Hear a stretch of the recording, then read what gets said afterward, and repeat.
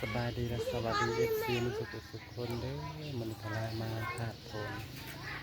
มาแก้บ้าอีกธาตุโพนมันนะกันได้กับไปส้มกันเล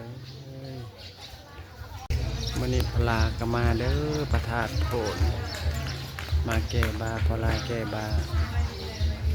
เรื่องน้องเฮ็ดบาดเฮ็ดเบอร์ได้แล้วก็มาแก้มามันย่างเจ้าพ่อที่จะสปอยเจ้าพ่อที่จะสปอยเปิดงานถ่ายงานเมื่อได้ถ่ายงานไม่รู้จะเปิดงานลมลื่นดีมาประธานโพนมาไหวประธานโพนประธานศักดิ์สิทธิ์กูบ้านกูเมืองเมืองใส่ปกครองเอาขั้นแก่บ้าสิกว้างขวางสะอาดเด้อพี่น้องหวังป่าน้องสะใหญ่ข้างพระธาตุโพนน้องใหญ่นั่นปล่อยตัวปล่อยปลาเป็นธรรมชาติลมชมวิวก็งาม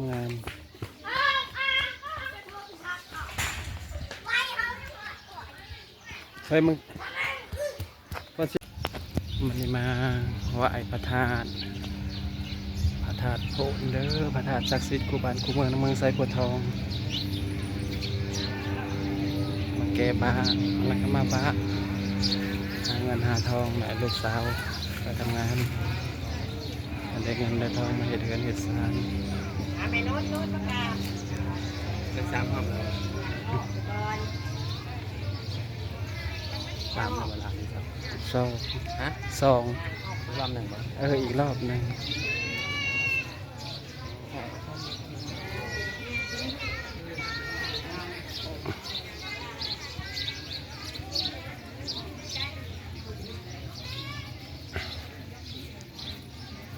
พระธาตุ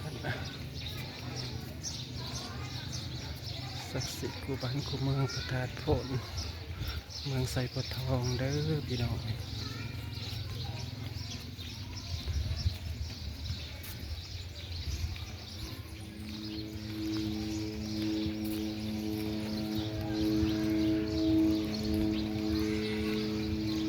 เสียงดังวงคล้องดัง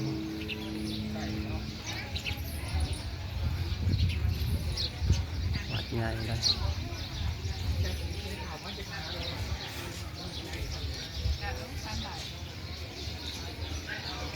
เอา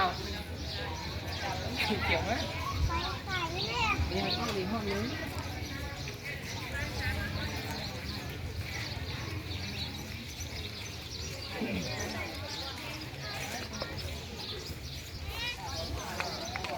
เกือบ3 รอบมาปักทูบอยู่ข้างนอก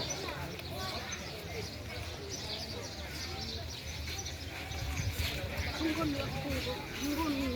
ผมเลือกเลือกที่แถวหนึ่งเขา คนมาไหวหลายเด้อพี่น้อง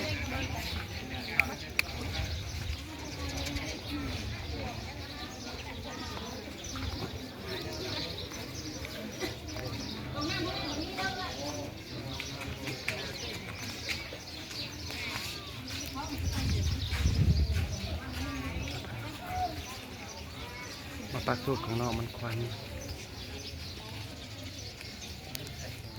จะมากินเพลินนะฮะนี่เด้อพี่น้องหมดทุกอย่างปิ้งปลาปิ้งไก่มากินก๋วยเตี๋ยว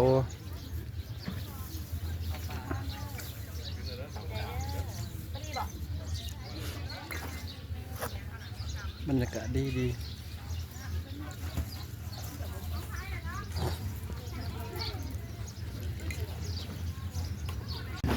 เมืองอะไร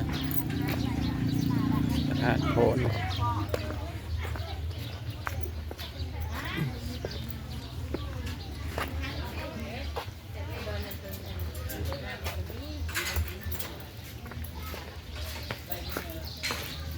น้องปลาเด่นนะ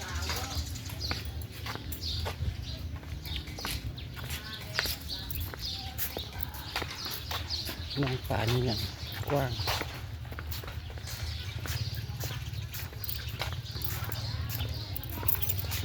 บรรยากาศลมลื่นหนังเล่นลมชมวิว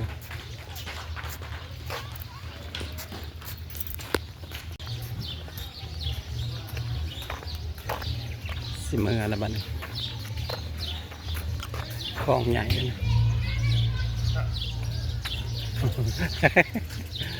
มาดังตีเอาเต้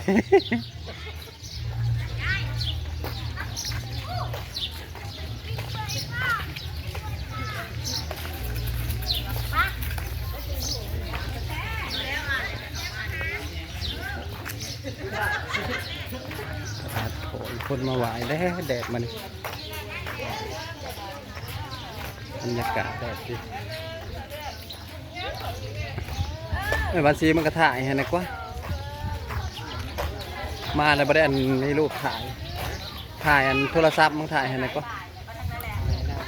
วมึงถ่าย บ่ได้ถ่ายอันได้ถ่ายรูปอันนั่นเด้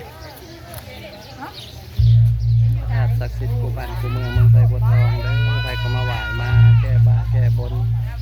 ได้สมมาสมผลแล้วก็มาแก้บนแก้บา ถ่ายน้ำกระดาษไปแล้วก็ถ่ายแล้วไปแล้วได้ใช้แล้วโอ้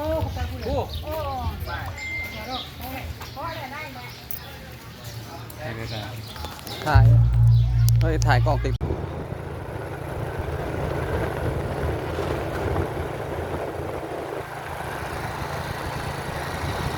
ถ่ายกว้าง